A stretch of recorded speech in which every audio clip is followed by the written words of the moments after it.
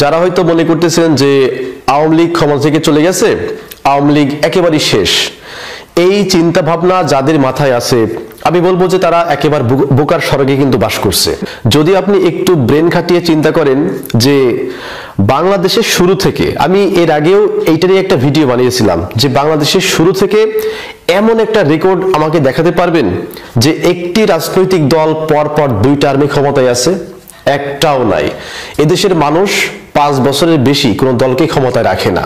তো আওয়ামী লীগ একটা সময় ক্ষমতায় আসবে, সেটা হতে পারে 5 বছর, 7 বছর অথবা 8 বছর পরে। তো আওয়ামী লীগ যখন ক্ষমতায় আসবে তখন দেশে যা যা ঘটবে সেই বিষয়ে আমি একটু থিওরি দেব আপনাদেরকে।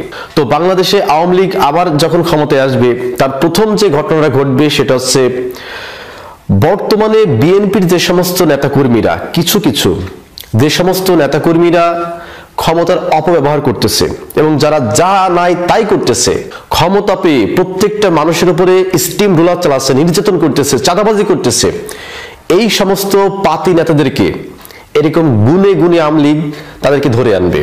যদি বাসায় ঘুমিয়ে থাকে বাসা থেকে তুলে আনবে, যদি মাটির নিচেও থাকে এরা মাটির নিচ থেকে আওয়ামী লীগ ওদেরকে তুলে কয়েকদিনের মধ্যে অসংখ্য বিএনপি নেতাকর্মীকে আওয়ামী লীগ হত্যা করবে। কারণ কি জানেন যে আওয়ামী লীগ হচ্ছে অত্যন্ত প্রতিশোধ পরায়ণ একটি দল।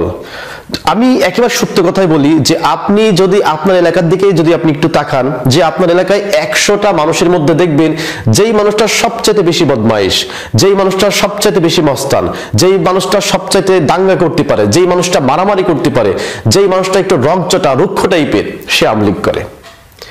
তো এই রকম এলাকার সবচেয়ে টপ মস্তান গুলা আওয়ামী লীগ করে। যদি আওয়ামী লীগের 100 জন কর্মী আপনি যাচাই করেন, 100 জনের মধ্যে 80 জন হচ্ছে ক্যাডার। এই যে কিছুদিন আগে একটা নিউজ দেখলাম যে একজন ছাত্রলীগ কর্মী সে বাড়ি থেকে পলাতক, এখন তাকে খোঁজ দিয়ে গেছে আর একদল লোকজন, যাওয়ার পরে দেখতেছে যে সেই ছাত্রলীগ কর্মী বাড়িতে নাই, তার মা নামাজ পড়ছিল, ওই অবস্থায় তার মাকে কুপিয়েছে। নিঃসন্দেহে এটি একটি জুলুম এবং এই জুলুম কিন্তু বেশি দিন চলে না। তো এইরকম জুলুম, অত্যাচার, নির্যাতন যারা করতেছে তাদের একটাবার ভাবা উচিত যে ক্ষমতা চিরস্থায়ী না। আওয়ামী লীগও কিন্তু মনে করেছিল যে 2041 সাল পর্যন্ত আমরা ক্ষমতায় থাকবো। আওয়ামী লীগের করুণ পরিণতি আপনি দেখেছেন, আমি দেখেছি, সবাই কিন্তু দেখেছে। তো সুতরাং এই আওয়ামী লীগ যেই পথে হেঁটেছিল ওই পথে যদি আবার নতুন কোনো দল যায়, সেই দলের অবস্থা কিন্তু আওয়ামী লীগের থেকে দ্বিগুণ কঠিন অবস্থা হবে।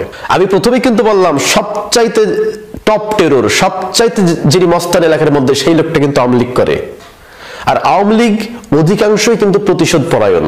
তো আপনি তার গায়ে যদি একটা কোপ দেন, সে পরবর্তীতে যদি সুযোগ পায় আপনাকে 2টা কোপ দিবে। আপনি যদি একবার তার বাড়ি পোড়ান, সে আপনার বাড়ি সহ আপনার ব্যবসা প্রতিষ্ঠান কিন্তু পুড়িয়ে দেবে যদি তার সেই সুযোগটা আসে। তো সুতরাং এই ঘটনাটা কিন্তু ঘটবে যেই দিন আওয়ামী লীগ ক্ষমতায় আসবে। এরপরে আওয়ামী লীগ ক্ষমতায় আসলে 2 নম্বর যে ঘটনাটা বাংলাদেশে ঘটবে সেটা হচ্ছে সমন্বয়কদেরকে ধরে ফাঁসি দিবে। কিভাবে জানেন?